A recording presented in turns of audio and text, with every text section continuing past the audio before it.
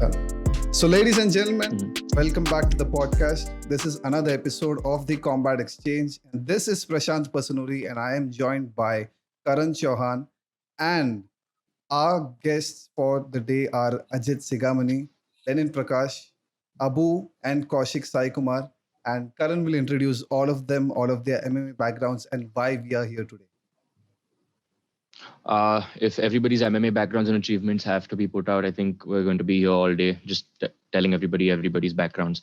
But I'm going to start by introducing Ajit Sigamani, the man behind Combat Kinetics, and the team that took everybody by storm at this last 2021 Lucknow Nationals.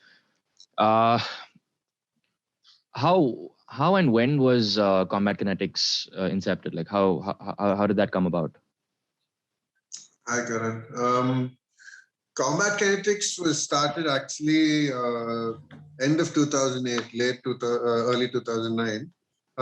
We were basically, I was looking for a place to train with MMA. I was about 28, a little late in the day, but wanted to, fight MMA because UFC had come out and I'd done martial arts before and all. But there was absolutely no proper place I could find with regards to MMA. There were a couple of rip-off karate schools that were calling themselves MMA clubs. Couldn't find a place to train, so me and a couple of martial arts friends got a bunch of coaches who were doing boxing and judo to come in, and we started training together. And neighbors, friends, family started coming and working with us, and they loved the classes. So I decided, let me make something commercial out of it and make it larger, and so that we could do more, basically. So if there's more people in that group, we could make more money there and split the expenses better and do more from that. That took off fairly well. It's not like I had great infrastructure or money to invest or anything. Then my investment was 3,000 rupees for a canvas bag, but that was the first time anyone in Chennai had seen calisthenics. So the first time, like proper progressive calisthenics. First time in Chennai anyone had actually seen MMA in its raw form. You know how it was back then. So things did. I mean, it did really well. I mean, even if I'd opened in a school ground or a basketball court, I'd have a bunch of students. I was charging 10 times what the other martial arts classes were charging. And the more I researched it, and I'm quite a nerd when it comes to that kind of stuff. I like something, I'll really get into it and research it. More I researched it, I realized one, at this age, training at that level and running the business, and at the level of coaching there was at that time in Tamil Nadu and India. At that time, the only other gym that was there before us, I think, was Dan's gym, Tiger's gym MMA, and Evolution, Jitendra Khare. These were the only other two gyms. So at that point in time, I knew that it would be impossible for me to train at that level 5-6 hours a day as an athlete. There was no one else to train with me also, so to speak. So I started building a team that would be able to reach an elite level. So that's where it started off. And initially what we were doing is we were having commercial classes that were fitness-based, movement-based classes. That's why Combat Kinetics. So it was based on the movements that combat sports athletes would do and that kind of versatility. And the fees gathered from that would be used to, spread out across the city and support athletes who were very talented who couldn't even afford to pay the classes also. So we have some people who could afford and some people who couldn't, but we were able to take on free classes also and support the athletes and grow that way because we were generating revenue from the regular classes. And yeah, that's how we started, and things just went from strength to strength there. And you talk about. Sorry, go ahead. So basically now we've got 8 clubs across the city. There's a Combat Kinetics within 7 kilometers of anyone in Chennai. We are the largest chain of mixed martial arts clubs in India.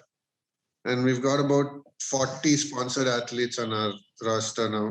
That is kids who are not paying the full fees but are exceptionally talented or showing exceptional promise, and we're training them as fighters. So yeah.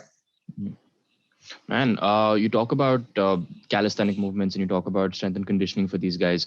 From one difference I've seen between all your athletes and everybody now, this is something I noticed because I've got a very good strength and conditioning coach as well who trains me.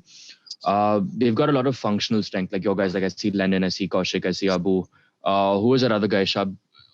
Sabrish. Sorry, how do you pronounce his name? Sabrish. I'm sorry. It's Shabarish. Sabarish. Shah. Okay. Oh, Shabarish. Okay, my bad, man. Right. Now I see all these guys and I see how they move, and I see that it's very functional. It's very sport specific strength. Like Kaushik and I sparred one time when I went to Jitendra Khare's club in Bombay. We happened to only work for 2 rounds together, but I noticed very quickly that he had strength in certain positions, which was kind of weird, because you see guys that are very generally strong. You see guys that lift weights. You see guys that burn out very quickly. But he was very efficient with his strength management in certain positions. And I noticed that with Lenin. I noticed that with Abu. I noticed that with all your other people that came to fight at these lockdown nationals. Everybody was very efficient. They were aggressive when they had to be aggressive. They were at range when they had to be at range, and they were very calm in there. So how do you pan out strength and conditioning for these guys? How does that work around for everybody else? Okay, so it's a bit of a mix what you're talking about, Karan, because the staying calm, being at range, all of that are more of skill sets and mindset based. Oh, absolutely. Yeah. Yeah. We just wing it. Yeah, you just wing it. The strength conditioning part of it is see, initially I wouldn't allow the guys to do any weights, so to speak. We'd only push them into doing calisthenics and calisthenic progressions, which builds what I call true strength, which is basically, I mean, what a lot of people call functional strength or whatever else. You'd basically be lifting your body with more and more resistance as you progress, right? So, Right. As far as the gas tank and all of that is concerned, this was something that would basically be them doing the drills at a higher intensity. We throw in Tabata sometimes. And all of this would be specific to the sport, right? Since it's already drills doing the techniques that they're doing. Now, every time they start a class, they're supposed to go through their supplementaries, which is, for example, like judo, you have judo rolls and you'll have break falls and all of that, which are very specific to those sports. Same way for jiu-jitsu, you have all that groundwork, the shrimp and all of that stuff. So they'll have to go through that and then go into their technique drills, and then only they can start their actual workouts and go into the sparring and other things, whatever skills they're training. So we follow a basic format. It's nothing revolutionary. Now we've started throwing in weights and other SNC programs we're experimenting with. But like I said, initially the commercial classes were fitness based. So there was a lot of push where every day they'd have to run through half an hour, 45 minutes of calisthenics and then only go start the classes. So for a couple of years, that's what they were doing before. Now they've transitioned into doing the skills first and doing SNC maybe 2 or 3 times a week. But they did have a solid base of all of that stuff from before. What is the book that you gave us? Convict conditioning. No, that conditioning for MMA athletes, something. What is that book, Lenin? Brett. I think. That book kind of helped MMA conditioning, ultimate MMA conditioning. Yeah, ultimate MMA conditioning, some book that had a lot of exercises which we included in our nationals camp, just like specific fight-oriented conditioning. I think that played a good part too. Joel Jamieson. Because you see a lot of guys, getting into one position, trying to dominate, blowing their ward out way too early in a fight, or not managing that correctly. Where you guys, the difference was that you guys were super efficient throughout that whole thing. So I noticed that in one fight, Kaushik, in your final, I think, that guy that you fought was just trying to use strength and explode out of positions, and you were calm when he tried to trip you, and It was it was very it was very like I think efficient the way a lot you of guys don't train cage wrestling, and that was like just a big up for us. Like no one specifically trains on the cage. So we just do a lot of cage work, and that itself is, I feel, is we have a big edge over a lot of other teams itself in India. Your fighting style is more or less like Charles Oliveira, like, and you guys, it also kind of helps that you guys kind of look similar, little bit, very little bit. Yeah, if I wear my But, glasses, I look like Charles Oliveira. Yeah, 100%. Lanky build, straight faced, jawline that can cut through butter like that, right? Yeah. Why do you do that? He's got an ego the size of the earth. 100%. That everybody noticed. Karan, so, sorry, go on. So that is the strength and conditioning, okay? And we've done a whole. So initially, like I said, as with everything else, I've given these guys some baseline to start with, and I keep pumping them with material every time I get my hands on it. But they've also done the research. They've met a bunch of different SNC professionals. They've got different programs for themselves. They bring that all back to the club. So Combat Kinetics is actually a huge team effort. Each one has started contributing from in the beginning. There's a certain level of guidance that they get, but as they get more and more senior, the most they'll get is yelled at. If they don't come in on time, we'll keep them in check, and we keep building that way. As far as them staying calm, doing that stuff, all of that, that is all fight IQ. It'll come with experience. It's not something where we can give them principles to understand. They can learn more and do research online and all that. But staying calm during a fight, all of that will come through, of course, them practicing well enough and all of that. And also having enough fights under their belt, right? It will come with experience. Skills-wise, yeah, again, there's a whole bunch of things that they'll be run through. As far as the mental strength and all of that, every day at Combat Kinetics is a little bit of pressure. Whether it is with timing or baseline discipline, which does over time build people into much stronger, mentally stronger athletes. Now they've started talking to really good sports psychologists who used to work with the Indian cricket team, and he's also made a little bit of difference in their heads. Who was the first one to join? That's awesome, Lenin and Kaushik? I think Lenin was the first to join. Lenin and Abu joined very quickly one after each other. I think Lenin joined first. Okay. And when did your gym? Lenin joined 6 months before me. Okay. Yeah. Lenin, when exactly did you join? 2012, August 6. August 6, 2012. Yeah. He's got the dates right in there. He came in as a karate guy who'd done a couple of competitions and he really wanted to learn. So I took him in and I did all my experimentation on him because I couldn't do it on clients. I wasn't charged, and so I used him as one lab rat. And Abu came 6 months after that. He was brought in by one of the boxing coaches that we'd hired. And brought up by Ruben. Ruben, No, oh yeah. Ruben one of his classmates was another student. Yeah. Oh, he was one of the first sponsored to students in CK, Ruben. Yeah, but he didn't make it. Abu made it. Yeah, he didn't make it. Quit after Boring. Abu had a boxing background. Kaushik came much later. When did you join, Kaushik? I joined properly 2016, like July or August. Oh, Charles. Look at you, Charles. Yeah. Okay, go on. Sorry. I actually came in, I think 2000, when I was in 9th. I came in 2014, I think, for like one trial class. I don't think anyone even remembers. I think Arjun doesn't remember. Like in Ramapuram, I came once.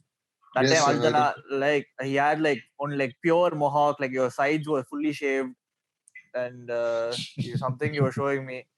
And then after my mom didn't let me Something you were showing about what was he doing? something now, like something that's like some kick or something you were showing me, and I was like, oh, and he was like 6'4", and I was like 9th standard, so like puny. And then my mom didn't let me join. Then I joined after 12th. Yeah, in 2016. So right around the time you started college. Yeah, exactly. When college started, I joined. Good thing with Kaushik was, so Kaushik joined, he was a national champion in Taekwondo already, juniors, I think. So good thing was he didn't have to coach to support himself like Abu and Lenin. So he had the time to actually throw and delve into this very deeply. So he was able to catch up to these two guys very quickly in slightly lesser time. Right. So Kaushik, tell me a little bit about how you started. Tell me about what was your mindset going into starting MMA. What enticed you about wanting to start the sport and then start competing? I generally just liked fighting before, like in school and stuff like that. Just sake of fighting, and then I just generally whatever fighting sport I could get into, I would get into that, like taekwondo or karate or something like that. I started Kyokushin karate when I was 8. My mom put me in that full contact karate in the US, and and then I think when I started watching MMA, I wanted to get into it. I thought it wouldn't be such a big change in sports or whatever, something like that. And then when I joined CK, I just joined for the sake of, I just wanted to know what this was, like no career plan or something like that. I thought I could balance engineering and MMA side by side. But then quickly after a year or like 1.5 years into it, I was like, fuck engineering, man. I don't want to I don't want to do this. I wanted to kind of do this full time, but then I couldn't. So from there, so in college I realized MMA is kind of hard, because I think I went to Vicky Sir's camp once, and I think we didn't have a good grappling base then, and we got fucked in the wrestling and grappling sort of schemes. And then after that we realized, I was like, oh shit, there's so much more to this. And I think since then, that was sort of a turning point when I was like, okay, I gotta dial down and learn each and every aspect of this. And then from there it's been I've been trying to compete professionally, as a career. Right, awesome, man. Shit. Abu, what about you? Abu, how did you get into boxing and MMA? I know that you have a boxing background. I have a boxing background as well. But how did you come about? How did it come about for you to start into MMA? So I was into boxing when I was in 10th standard. I mean, I wanted to do an individual sport. I was a volleyball player when I was in 8th, 9th, and 10th. I was a volleyball player, but I wanted to get into an individual sport. So I didn't want to go. I didn't want to get into athletics because people made me run there. I didn't like running back then. So I thought. I mean, I thought to choose boxing would be better. Then I stuck to it. I wanted to be an Olympic boxer. I mean, I wanted to get into Olympics, and like that. I was dedicated my 11th and 12th. Once I entered college, there was a whole new game. There was a whole new game to boxing. I didn't have that much of coaching background in my club, so I didn't know what to do. I entered a university match. I participated in a university match. I got my hand broken there. It was a very, very bad time for me. I mean, I was fasting the entire month, and at the end of the month, there was a university match. I participated in it. I got my hand broken. I was very depressed. And then there was my friend Ruben, who got me into MMA. I mean, he got me to Ajit Sigamani, and that's when my career started. When I started MMA, I wasn't much into about kicking bags and grappling and stuff. I wasn't much interested in it. I didn't know how that worked. So once I got inspiring, I guess. Once I got a hard low kick, okay, there is some stuff to it. I need to learn this thing, and I had I had so much time with me to learn so much things. So I started MMA in 2013. I was very serious about MMA from 2013. Because I remember seeing one video of you on the IMA Nationals. I think that you won your weight division at that time, right? You fought at lightweight or you fought at featherweight? No, I fought in welterweight only. You fought at welterweight only? Okay. Yeah. Because there's only one winner from Tamil Nadu at that time, and I didn't know that there was a lot of MMA going on in and around Tamil Nadu, because a lot of the gyms that I had heard about at that time, were mostly from Delhi, or mostly from Maharashtra, or mostly from Bangalore, right? So I think so I think you were one of the first guys that I saw come out of Tamil Nadu because of that video, like the IMA Nationals only, right? Yeah. I think Yeah. body IMA, power. Right? Yeah. Yeah. At IMA body, yeah, body power, Body body power. yeah, body power, body power. IMA. at body power, yeah, right. Yeah, you were one of the Yeah, first guys Lenin that I was saw. there also. Lenin Sorry, was you were there saying? also. Hmm? Lenin was there also. I think the finals he sort of panicked a little bit and he I lost because that guy was from Iran or something. Because since it was open Yeah. nationals, that guy came from Iran and he was doing all these like clapping and fake stuff and all that, and I got intimidated. You got more I was milestones. like, I didn't know what to do, and he put me against the cage, and the rounds got over. So Oh shit! And this was the first time both of them were fighting MMA, mind you. Really? Oh, yeah. That was the first time, and we didn't know what cage wrestling was. Did he talk any shit to you First time during in the a fight? cage. Like, I will hold you against a cage and I will do this to you and I will kick your leg. It was all just physical, feints, some intimidating stuff. It was just pure sexual chemistry between the two of you and them, man. Yeah. No, that guy was actually a little bit weird. He kept putting Vaseline all over his body and all. No, liniment oil. No, that was liniment oil. He was wearing thigh shorts. The grappling thing, he was putting Vaseline. Lenin, remember the written complaint he gave at the background? The written complaint he gave because I broke a student's nose. Oh, something. No, yeah. Oh, yeah. On Abu. Shit. so we were talking about So we were talking about that. You're talking about how Lenin was getting dry humped by the Irani guy. No. After that, we were talking about the written complaint on Abu. Yeah, Abu. It's called a restraining order. What was that about? For breaking his opponent's nose. What happened was Lenin was showing me my fight video.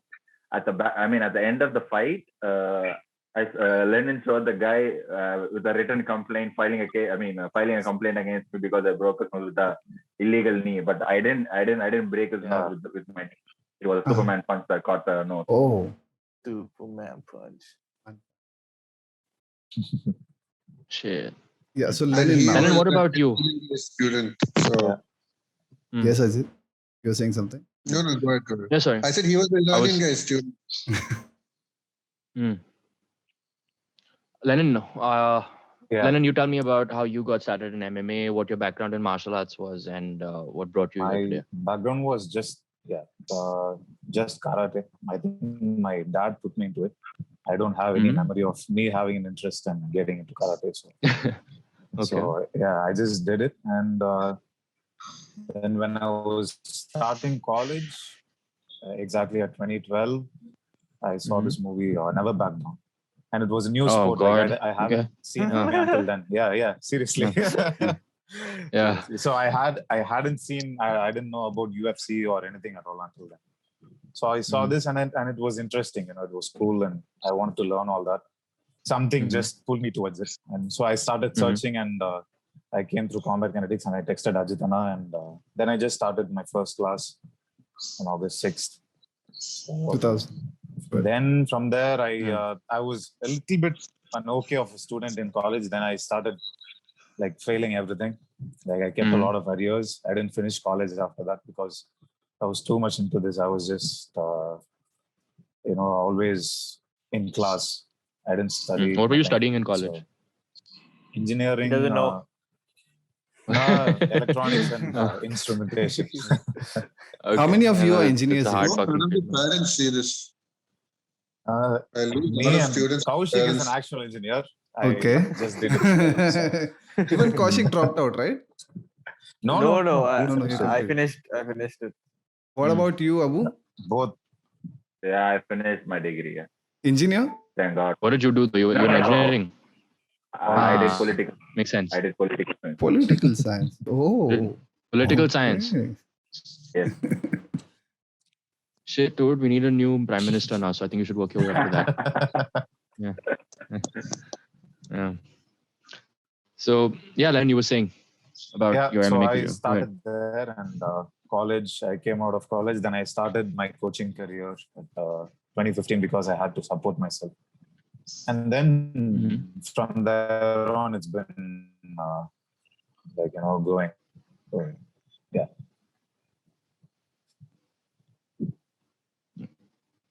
That's Lenin, about it. That's okay.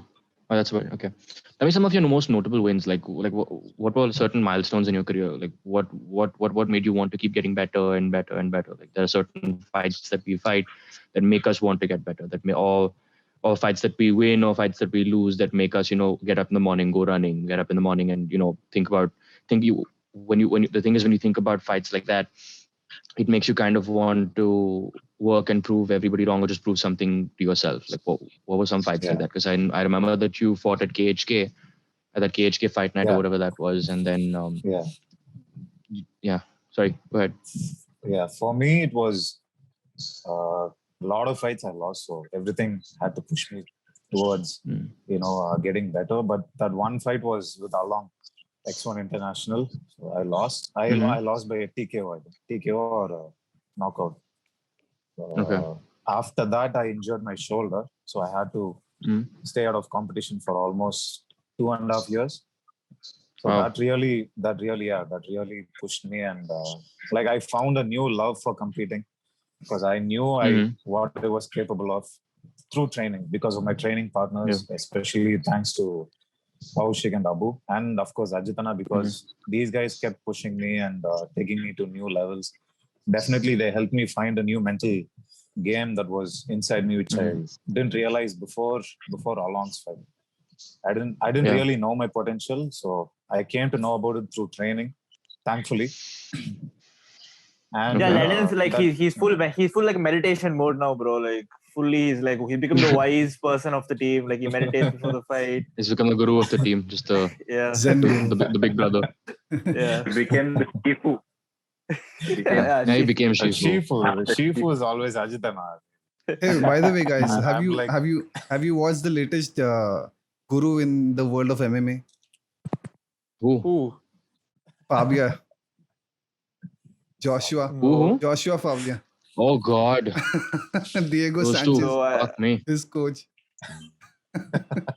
What is he? Is he an MMA trainer or is he a guru? Is he a spirituality guru? There's a lot of blurred lines all around there. I don't even know who this guy is. This is Diego. This is Diego Sanchez's coach.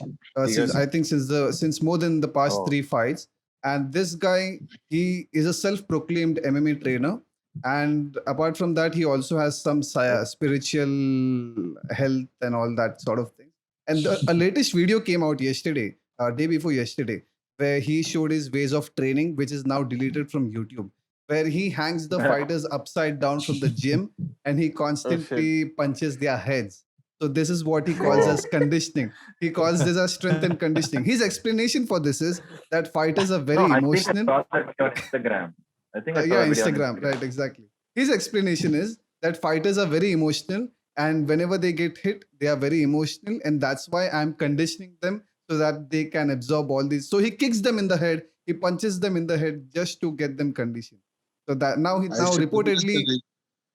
reportedly now Diego has been cut off from UFC because of Joshua, because of his antics and all. Right. So such a great fighter. I think you guys know about Diego Sanchez. Such a great fighter, but his legacy done off because of one wrong guy, because of his trainer. Because of his trainer. Because of his trainer.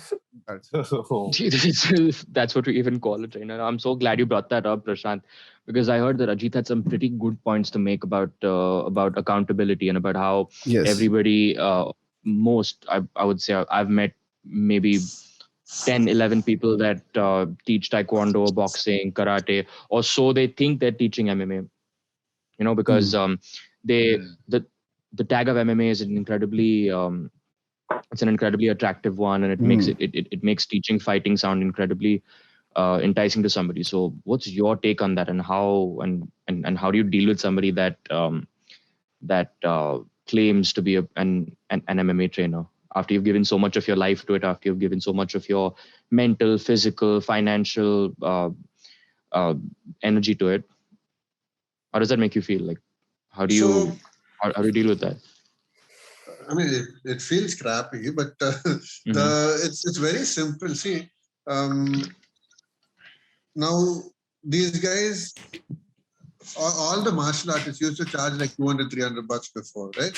Whether it was boxing, this, that, or anything, it'll be some, hole in the wall kind of club with hard thing there and, some weird stuff going on. Some of them were decent as far as the technical stuff in their martial art is concerned. But otherwise, it wasn't a very scientific this thing then. Even the sports units weren't that great at that point when I just started out. With MMA, it suddenly became this rage. It was the king of everything. And, you could charge good money and all of that jazz.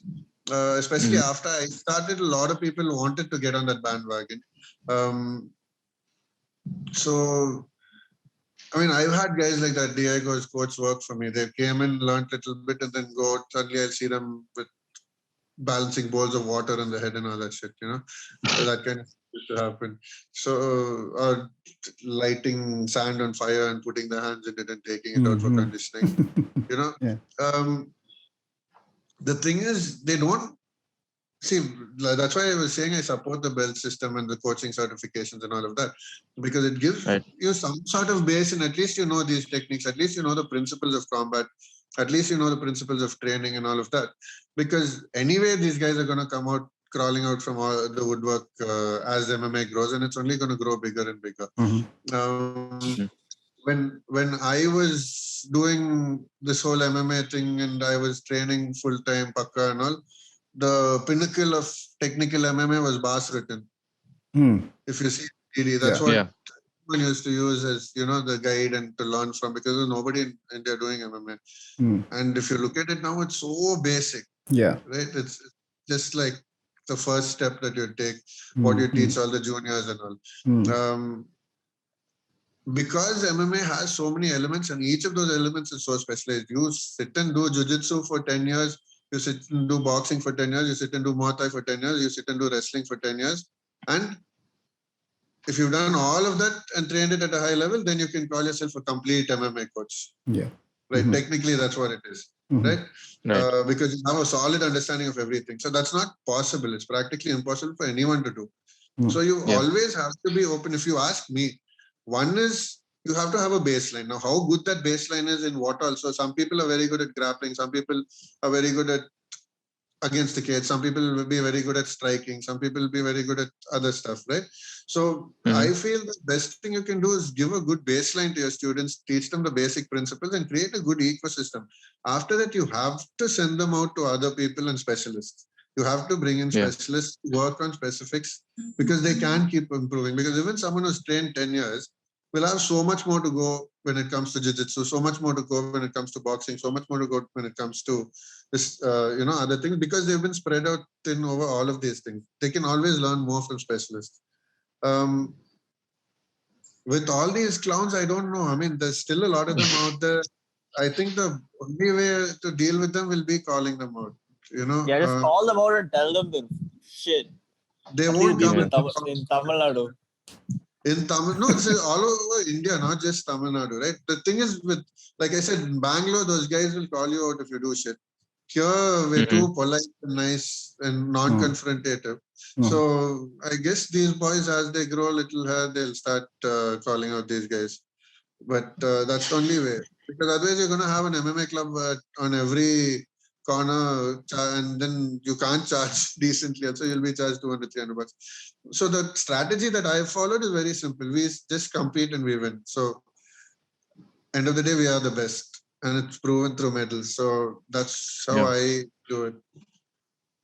Oh, that's insane, man. There's a lot of clowns. We used to not have people to compete. We still don't. In Tamil Nadu, if I have a tournament, nobody comes in from the other clubs. They just don't compete. They'll have their own competitions inside their own club, that too very rarely, and call themselves champions. Here, when we have tournaments, I'll get a few people from other tier 2 cities and all coming in, but no one from Chennai coming in, because I don't know what, ego or whatever it is. As far as competition, what we used to do initially, that's why my boys compete in various combat sports, right? So I used to put them in the Muay Thai competitions and kickboxing competitions and boxing competitions. We don't have any wrestling here in Tamil Nadu, otherwise they would have gone into a lot of that also. Judo's with the gi, so we don't focus on that too much. So that's how they used to get into all of these competitions. And then finally, IMA Nationals was the first time we did a competition. And now with MMA India, we've got a much bigger, better platform also. So, yeah. That's insane because there's so many, for lack of a better word, insecure coaches that, and it's very prevalent in a lot of traditional combat sports. You talk about boxing. I've seen it a lot in boxing. Like, as I've been boxing since I was 10 years old. So I've seen that if you box at a certain club and you go to learn something from some other club, the boxing coach immediately blacklists you or doesn't like you coming in again. You're seen as a rival. It's nice to see a coach like you or a head of a team like you that sends your boys out to learn from these different people, that is not insecure about admitting the fact that, okay, fine, somebody else does know a lot more than I do. Somebody always knows a lot more than I do. Because there's a lot of coaches that don't think that way. A lot of coaches think that, no, what I do works. What I do is 100% foolproof to any other coach's principles or any other coach's systems. So it's nice to see that right now, and you see that through your evolution in your boys. Yeah. No, that's a baseline tenant, and if you look at it now, all the boys themselves are good coaches. They make a shitload of money from training people, from PTs. They all have jobs. They're supporting the club. They do their own research. They also have to study. They also keep getting exposed to new systems. The insecure coach syndrome we see all the time. I think, but if you look at it properly, how are they going to, if any coach in India tells you that they are phenomenal international level, top of the line MMA coach, it's a pipe dream, right? Yeah. Because it's only now that these guys are being exposed to that international competition at an amateur level. Pro level, there's nowhere, So it's over the next few years that you'll see those kind of people come out, and there'll be few and far between. But the one rung below that is all the top guys who are there now. But if you look at those guys, so how many are there? 5, 6, maybe 7 coaches across the entire India? Yeah, absolutely. And you can literally count them on your fingers. Yeah, you have to lean on the coaches. Otherwise, you're not going to go anywhere. But and these guys have also, if you look at Kaushik, Abu, and Lenin, they've all gone abroad also and trained at some of the best gyms in the world.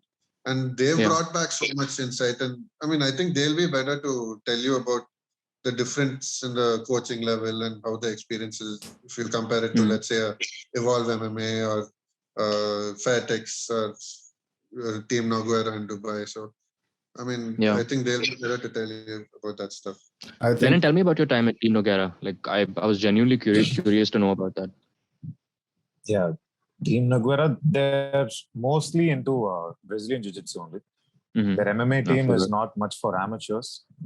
So a lot of professional athletes only train there, and those guys are also like during off camp, off season and all, they're not very consistent with training. But then the Brazilian Jiu-Jitsu team is like, I feel it's world class because they have every session, every day training. They have at least 10 to 15 black belts training over there, along with the other belts. So each of them, they have their own kind of achievements, and the coaches there are like really at a good level, considering it's Brazilian Jiu-Jitsu. So yeah. So, Abu, what about you? Where have you been to train? Evolve MMA in Singapore, right? Yeah. So first, I would like to thank Vicky sir for getting me the opportunity to train with the Evolve Pro Fight Team. Those guys are, those guys are jacked. These guys train twice a day, and they train. The overall training is like, they mostly focus on striking, and their wrestling and ground game is phenomenal. They have lots of. They were 2 world champions there, Alex, and have you heard of Alex Zauza? He's a one championship bantamweight champion over there. Oh yeah. and I was in love with this guy called Troy. Troy, the fighter guy. I mean, he's an upcoming inspiration for me. He's a very good fighter. He's an inspiration for me, and they're one of the best. Yeah. Awesome. I trained there for a month, and I participated in the Gamma Internationals. I lost. I got panicked. But the team was good. That's insane, man. What do you think went wrong in your Gamma Nationals though? What? What do you think went wrong in that fight? MMA Like India you said, you panicked, right? MMA Indian Nationals. My bad. What do you think went wrong? If you don't mind talking about it, like in the MMA India Nationals, I think what I did wrong was since I lost the Gamma Nationals in wrestling, I got taken down. It was a very basic. I got into a head inside single in the Gamma International. I started focusing more on wrestling, where I didn't train a lot of striking aspects. So I didn't see the punch coming in the first round in the MMA Nationals. So that might be a bit bad for me. Right. I think that's where I went wrong in training. I didn't focus much on striking than I did in wrestling. So it's good that you take accountability for that. I think that's the most important aspect, because people can sit and make excuses, but you know exactly what went wrong, and you're not ashamed about it. I mean, you're ashamed about it, but you're not. You'll never make that mistake again. I am working on it. Yes. Yeah. Kaushik, what about you, man? You went to AKA, right? I went to AKX and then Fatex. AK and Fatex, that's all. Fatex, yeah. How was your experience training at both of those places? Tell me about the difference between the two. So in AKA, it depends on when you go. So if you go at a time, like at a good time, then a lot of people come there for their camps. And then you get then you get a lot of training partners to train with, and there are a lot of Russian guys in AKA. Okay. So that way it's good. The other thing is, but they mostly focus on like a lot of strength and conditioning and a lot of sparring. They spar like 3-4 times a week, and other than that, it's just like jiu-jitsu classes where the coach just shows like 3 techniques, and then they just drill it for like 4 minutes and then done sparring again. So from those camps, you can just pick up you can just like learn to be hard, and a lot of sparring, and that way you get better. But I feel like the best way to learn now, as far as I've seen, is like just to technical sparring and then a lot of drilling of certain specific techniques, and I think that works the best. So AK is like that. They work on a lot of this is AK Thailand. I'm pretty sure the AK in US is like much better, but over here it was like that. And also one thing I realized, all the fighters are huge, man. Like even the flyweights, they walk around at like fucking 75. And like, they're massive. Song Yadong, he fights at the guy that beat Bharat Kandare. So he walks around at 78 kilos and he makes bantamweight. Whoa, 78 kilos. 78 kilos. He fights at bantamweight. It's mad. Like this, like I was the smallest there, and I was the lankiest there when I went to AK. And then in Fatex, it's more personalized. And when I went the second time, Coach DJ Jackson was there, and he was really good for MMA and wrestling and MMA and stuff like that. So that was good. But the same thing, like I feel I improve my techniques more over here, but over there I get better sparring partners and people who are like in one championship and are fighting competitively over there, so I can train with them and I can just test myself against them. And I would say the only difference is they have good strength and conditioning. They're like fucking strong, and they got good gas. They have good gas tank and like stuff like that. In terms of techniques and skills, I feel like you can, as long as you have a good drilling system and good training partners, you can learn in other places too. When you go abroad and you pick these people's brains, like I met what's his name, Dylan Fussell. He's the head coach of Team Quest in Chiang Mai. when I was training with him, I picked his brains for about like 3 days. I was just constantly bothering him. I was asking him a lot of questions, and he was nice enough to take the time and answer all my questions. So, how much do you think that? I mean, did you interact with a lot of people over there? First of all, did you talk to them? Did you?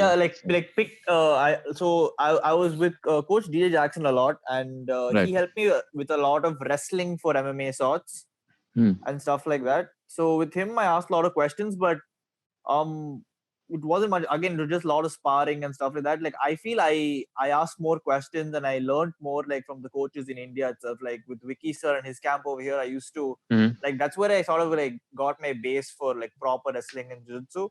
And then even when like wherever I go here, like Rohit in Bangalore, and then when you went for a camp this time to Warriors Coach Ashwin, like any small details, like when it comes to details, I feel like in India is where I learned most of my details from. And in the camps abroad, it's just been me testing it against sparring partners and stuff like that. Yeah. How now? I saw a couple of videos of you, Lenin and Abu, training all throughout lockdown last year as well, like in July-ish. Or was there lockdown in Tamil Nadu during July, August? Yeah, it started around April to July. April to July. Okay. Yeah. So I saw a couple of videos like you guys were training throughout lockdown. You guys were drilling. You guys were doing that. Now, in lockdown like that, like on a daily basis also, how do you guys work on improving your little nitty-gritties? Like I saw that there were a couple of wrestling drills that you guys were doing, which you don't often see MMA fighters in India do. So where do you look for stuff like that, and how do you work on evolving? So we kind of pick systems. So like for striking, we say we pick an AMSP system and we work around that, and we make sure we drill those reps and we get those rounds in, and then we try implementing them. And like when we spar, we don't just go all out sparring. Like we put like restrictions, like maybe jab versus jab, and then maybe jab versus low kicks. Okay. Terms like very specific sort of sparring, like not just in grappling. Like you see grappling like in like anywhere they have a lot of specific sparring, right? Like we start from single legs and we go, or like we start from cross ashi and we go, or we start from back and we go. In striking, a lot of people don't do that. So in striking, we develop like systems like that, like jab versus jab, or just lead hook sparring, just lead hand sparring, stuff like that. So that sort of develops like the techniques we want to specifically develop. Other than that, you tape a lot of your sparring. Do you tape a lot of your sparring and see where you went wrong? We should do that. We don't do that. Like we just analyze our fights a lot, but sparring we should tape a lot. We don't do that much.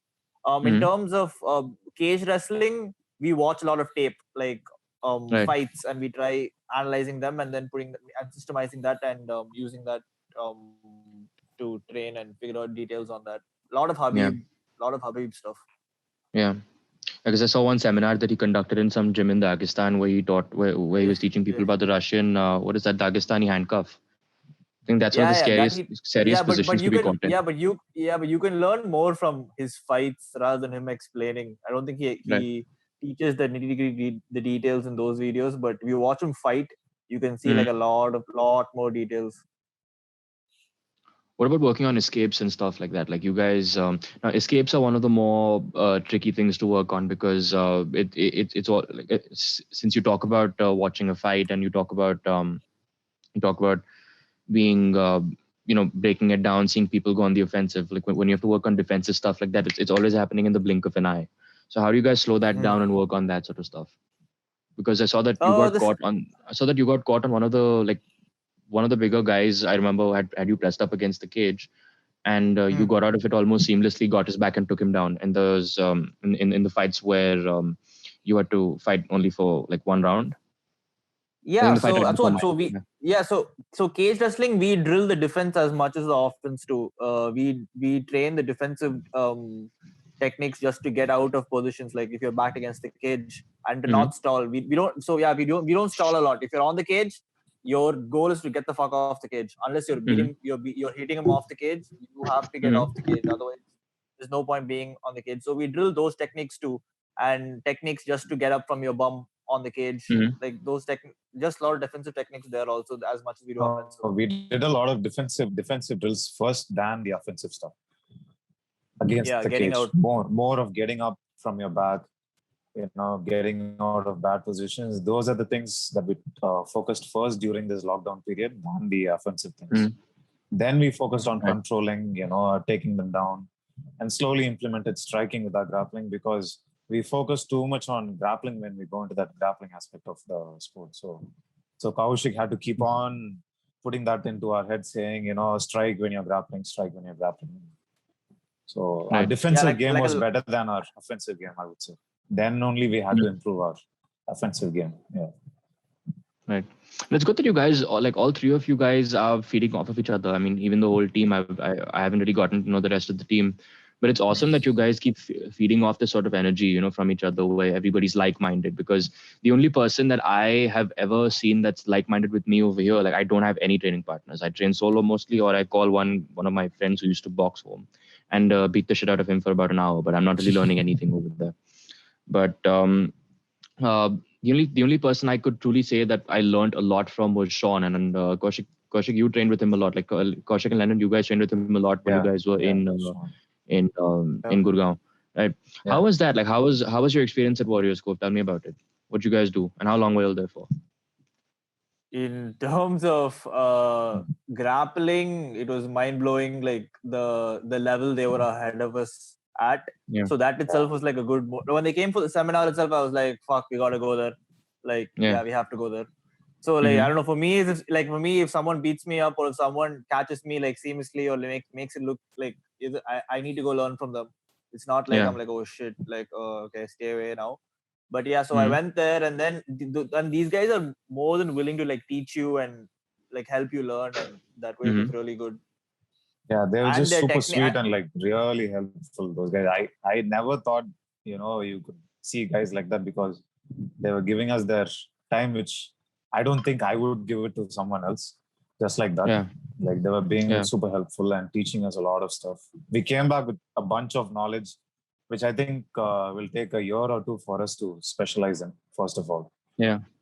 So, but now we know how to learn, specifically, how they do it. They fucking, if they learn a system, they fucking drill it. They have to get in 60, 70 rounds a week of just drilling, 5-minute rounds. And that is that's a different level of discipline, which you have to sort of ingrain. So we are also trying to implement that into our grappling system, because we don't do it that consistently in terms of grappling, drilling 5-minute rounds 10 times. We're just okay, we got it, let's go next. So so over there we realized the importance of drilling it like that, because we knew the moves, but they were just doing the moves much faster than us. In terms of thinking, they just thought about, they just knew to come. Executing it much faster than us. And it's almost like it's part of what they do. It's part of their psyche. It's so drilled into their heads that it just comes so seamlessly to them. That's why with Sean, when I was training with Sean over here, we bought wrestling mats. If you can see right now, there's wrestling mats in my room, right next to my bed. This is my bed. This is where I train, literally. So Sean sort of put that into my head when we didn't really have a good place to train. He couldn't afford a membership at a gym. I don't think he wanted to pay a membership at a gym where there were mats. But we figured out a pretty reasonable way of finding the time to train with each other, and also having somebody like-minded like that, who's willing to train with you at 2:00 in the morning post doing a college report. Somebody who's willing to put in, somebody who's willing to match your pace and then exceed expectations in terms of you being in terms of you and him training together. He's just willing to put in the rounds like that. He was just always willing to put in more and more and more and more and more. And that's why my jiu-jitsu in a year, I never knew what jiu-jitsu was until I met him. And my jiu-jitsu got a lot better in just 1 year of training with him. And I completely get what you're saying. These guys, all they do is jiu-jitsu. Every day that they wake up, they're thinking, eating, sleeping, shitting, pissing, shaving, jiu-jitsu. It's all they think about. It's all they do. And it shows in the competition, right? Yeah, of course. Yeah, and even in competition. Yeah. yeah, even at the level they compete, and the vast knowledge they have, like they keep up with the times, like, and that's something that not a lot of people do. So everybody's very stuck and set in their own ways in terms of learning, but the real way of actually getting better, what I've realized is, and that's thanks to them, it's through learning new shit, keeping up with the times, keeping up with what the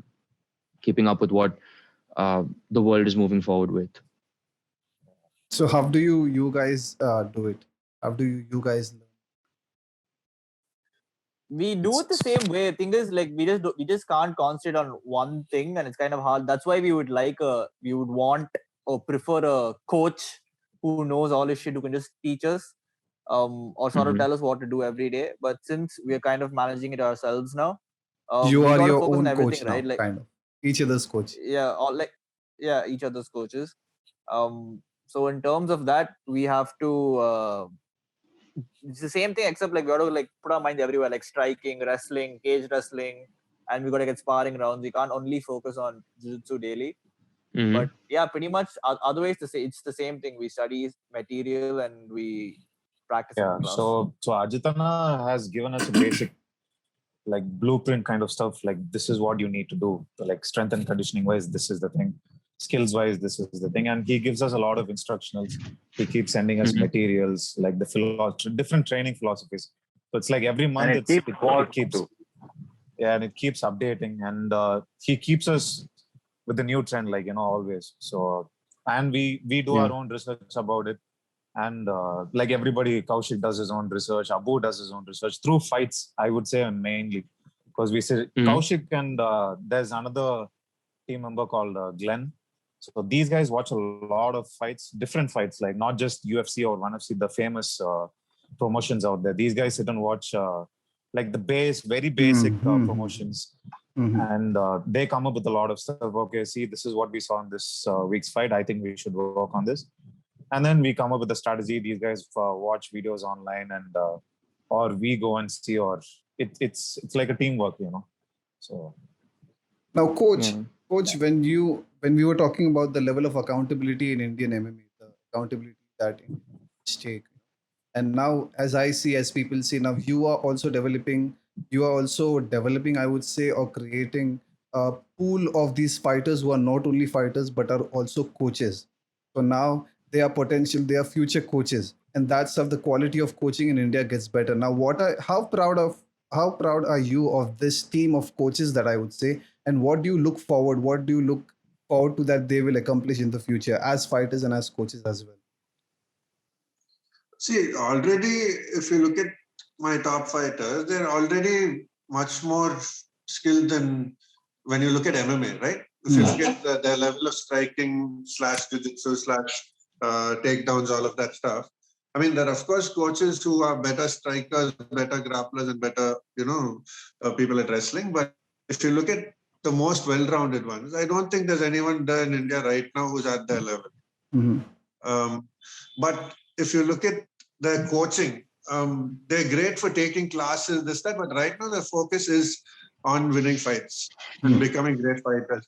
And I don't want that to change, because if you get into a coaching mindset, it's a very different mindset. You want your fighters to become better than you. You want to push them. You want to put more into them and make sure they're in line and all. You can't really train at the top level with your mindset there. So when these guys, if they do not, or if they, I mean, at some point in time, if they do get into coaching full time and they're not competing anymore, that's when you'll see the complete coaching potential coming out, where they are developing on their own.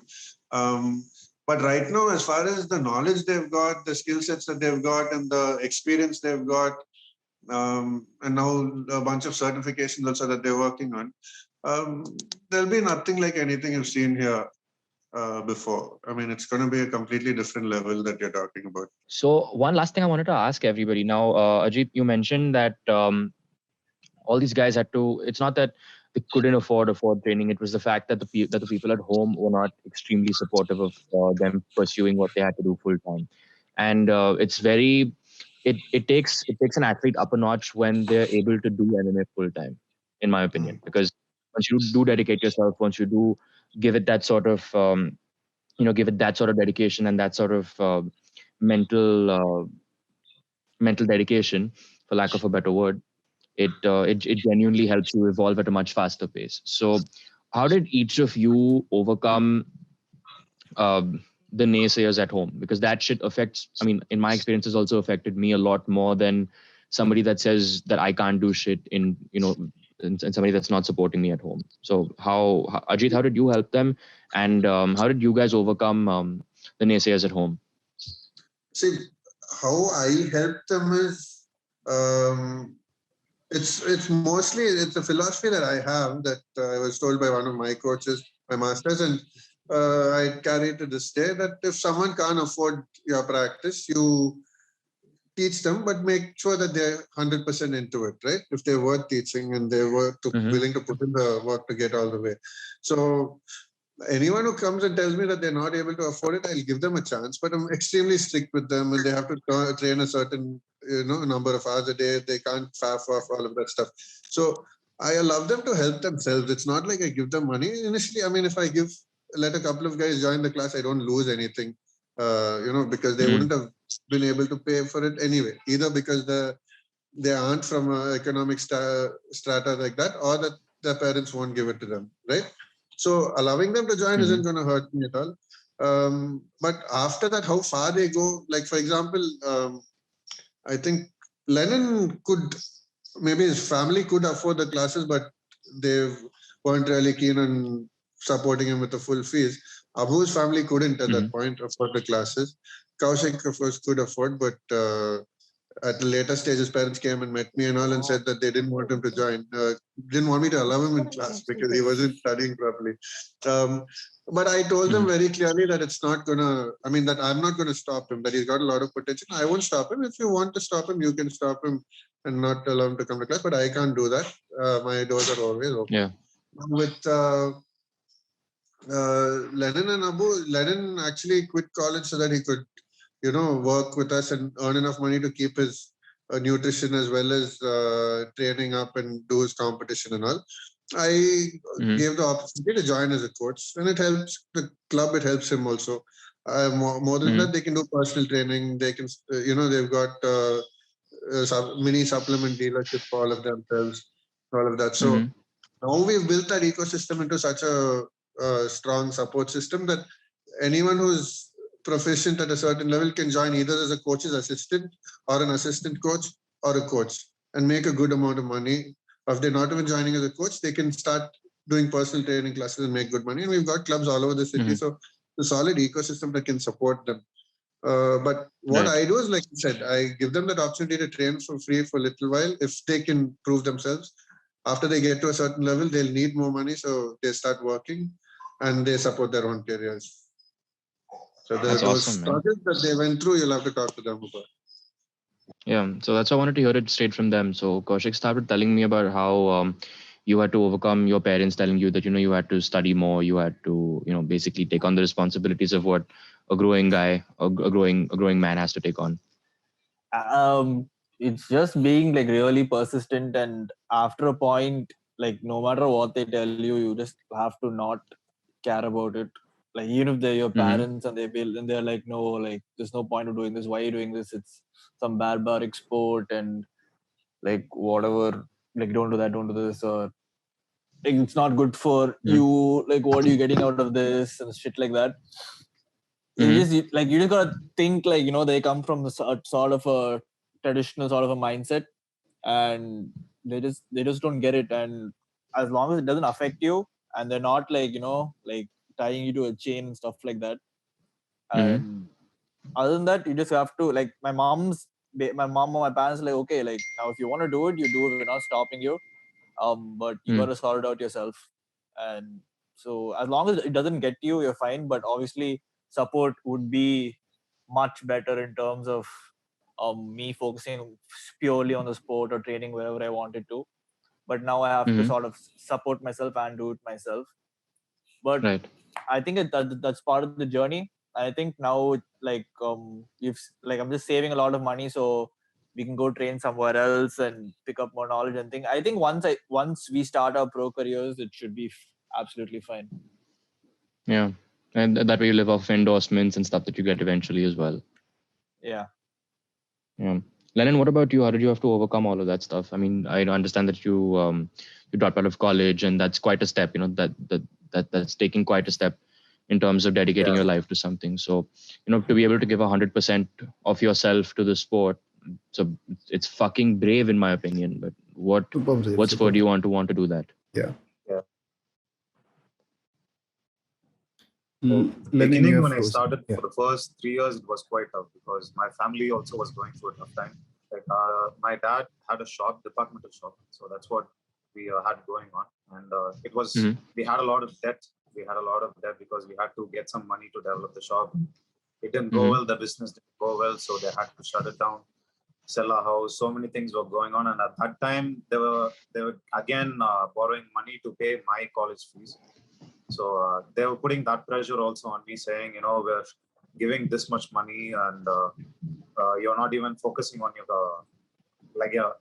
the career which I was supposed to take, like to become an IT engineer or someone.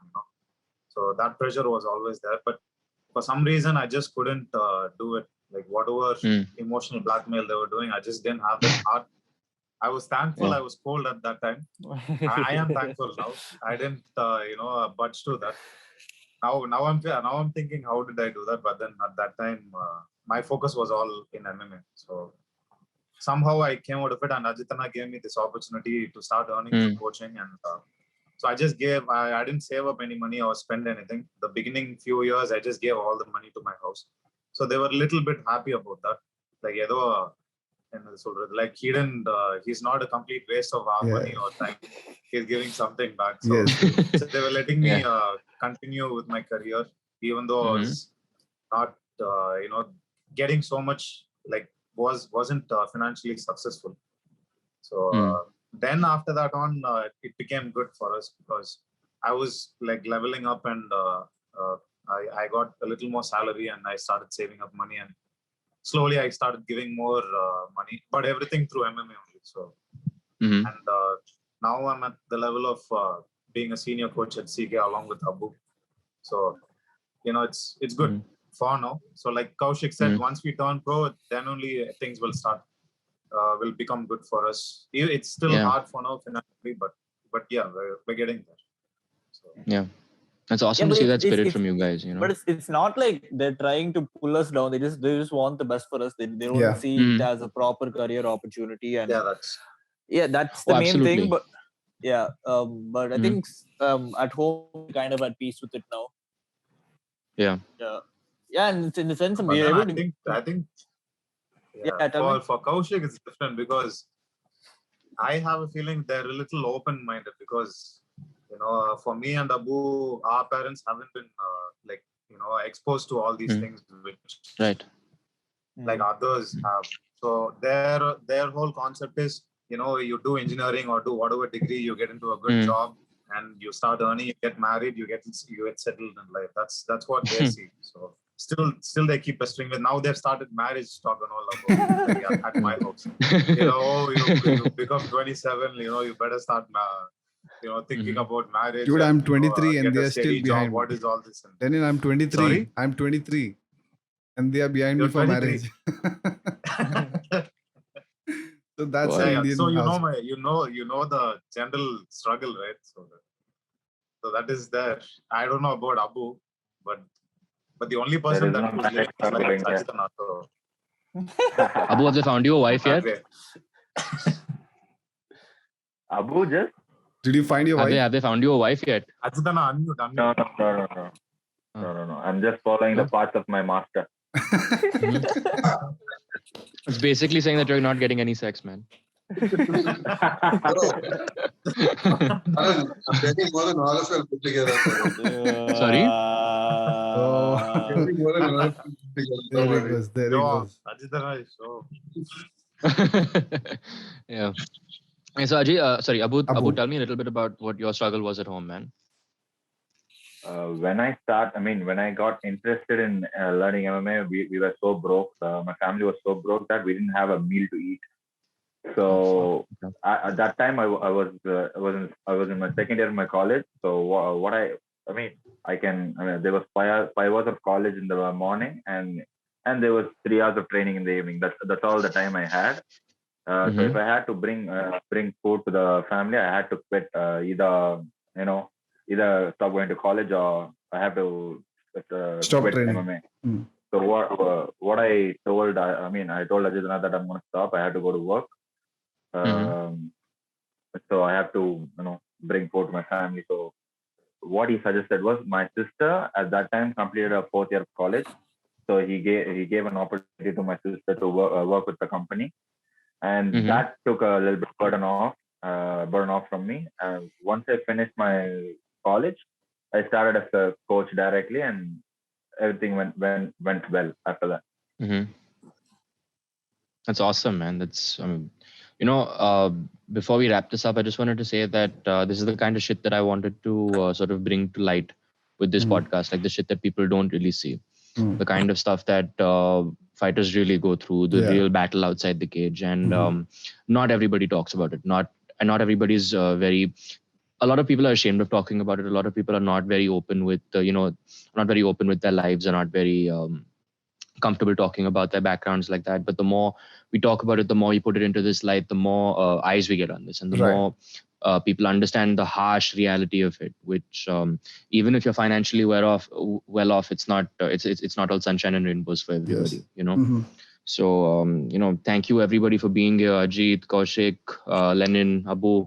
And I also thank you so much for being with us. I also want to highlight the fact how Coach Ajit, he supports his fighters. Of this is the team game. This is not about the coach. This is not about the coach, but is also about the fighters. Now the fighters, because there's sort of a legacy that the coach passes on to the fighters. Now, not to get too much, emotionally, but it is a legacy that goes to the fighters, and then the fighters they live through their careers. They live the dream. They live their career that the coach wants them. That's a great way. I just want to appreciate coach. I don't know, for a lot of people you might have done it, but kudos. I would like to thank Ajitana for actually to keep us in place, and it's like waterfall only. The person who's above you, the way he is, that's how you turn up being. So if we are growing constantly, it's only because of him, and the reason we are being in this podcast is because of him. So thank you, Ajitana, and thank you, Karan, and thank you, Prashant, for having us here. And, no worries, man. Anna means big brother, right? Like in Tamil. Yes. Yeah. Yes. Brother. Yeah. Right. So elder brother, right? So I think Ajit plays that role perfectly. Like he's mentoring you all. He's telling you all exactly what to do, what not to do. It's Anna is the correct term for him. Yeah, definitely. The good thing with this is, for me, I'm not approaching it from a singular perspective. The thing is, I'm approaching it from a building an ecosystem perspective, right? Yeah. So initially, though, the weight is on my shoulders. Now it's distributed among all of these guys, and everyone starts contributing. And one more thing I wanted to point out before we close is these financial hardships, emotional blackmail at home is one thing that hurts these guys. But if you see, the other thing that I've seen affect these guys terribly, and they're all truths when it comes to it, is one is girlfriends and breakups. Two is, the other thing is, of course, injuries, where they get really mentally broken and sometimes take a longer time to. But this love and love failure nonsense keeps all of them, and they're I completely get it. I completely get it. Yeah. So that's another big. It's actually a big element of a lot of these guys dropping out or taking big breaks and all of that. It's a huge this thing. Yeah, I think it is because they are so emotionally invested in fighting as well. So I think that's why. I think that's why these old coaches and all have told them, no, you can't have sex. If you have sex, you won't be able to fight. All that stoic mind. And that's bullshit. And that's absolute bullshit, because the more sex you're leading up to a fight, that you feel a lot better. But that's why these guys have all conditioned them that way, because then they stay away from girls. I mean, not that I keep them away from girls, but still. And I just wanted to highlight on one more thing before we end this thing. Ajit, now we've talked about the fighting, we've talked about coaching and your fighters and coaches. Now, when you talk about business, how do you manage business? And in such a place in India where not a lot of investors are keen on investing in MMA, as keen as they are in investing on other sports. How do you deal with that? And what are some things that potential investors who might be looking into this potential businessmen who might be listening to this podcast? Right. So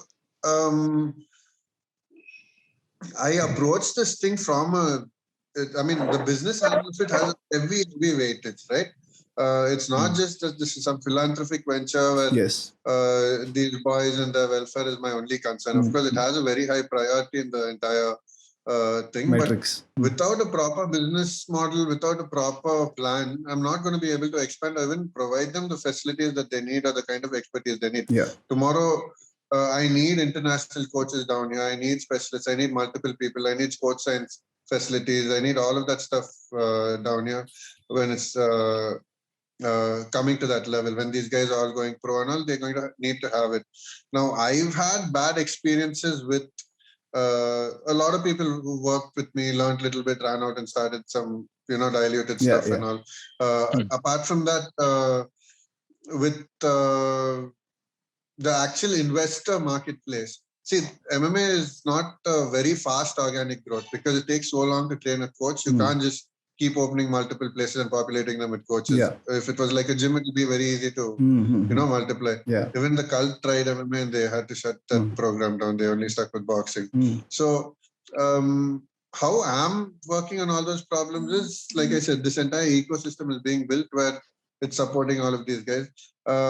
Strangely enough, and investors, it's horrible. The investor market, when it comes to this, depending on your it's quite horrible. But what happened recently was Kaushik had a client who really liked what we were doing and started talking to me. And he's a very big leader of investments, and he is now coaching me on what we need to do to get in big investments, and that's looking very, very positive right now. So you'll start hearing. I can't talk too much about it right now. Yeah, but we're going to do something really, really huge over the next few months. You'll start seeing. I'm sure you guys will also cover it. I'll let you guys also know. There'll be a lot of news all over the place. Yeah. But there is a kind of businessman that I wouldn't like to work with, which will be the people who will say, I'm giving you this much money. How much will you give me in the next 3 years? My advice to anyone taking investors, don't go to people like that. Go to people who can see a dream that can be built, see the potential of what this will be in 10 years. And maybe if they're looking at money, then they can look at creating wealth and sell their stake in this thing at some point of time for much, much more. Rather than say, I'm giving you this much, give me so much in 3 years, or acting like they're a money lender. That's something that will put too much pressure on you, and it's just going to break your knees before you can run. So stick with proper people who can see value in a brand and who can see the future, rather than someone who's just willing to put in money. Yeah, and trust also plays a very important role in as far as it goes, so that they trust you to transform their investment into wealth in the future. Yeah, and for that. Yeah, and also just being a coach doesn't mean you're a good businessman. There's a lot that you need to know and do for that. That's a completely different study on its own, right? So if you don't have that skill set, either find someone who will work with you who has that skill set, or build it yourself and learn enough to do so. All right. So I think thank you for your advice. And thank you guys for being on this episode, Lenin, Kaushik, Abu, and Coach Ajit. And I think that's it. Yeah. You're welcome. Yeah, thank you guys for coming. That's it for this episode, ladies and gentlemen. And this is the kind of ecosystem that we want to see in India as MMA grows in India. We want to see coaches and coaches supporting fighters and fighters doing things for their coaches. And that's how the ecosystem grows. That's how MMA as a culture grows in India, because it's a very, very bright, sport in India. It's not yet reached its peak, and it is very, very far away from its peak. But as we also plan through this podcast to reach more and more people, to reach more and more fighters, coaches, investors, to grow this sport in MMA. So this is an example, ladies and gentlemen, Coach Ajit and his fighters and his team.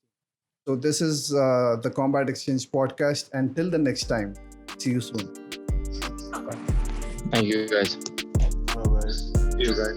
It was fun, guys.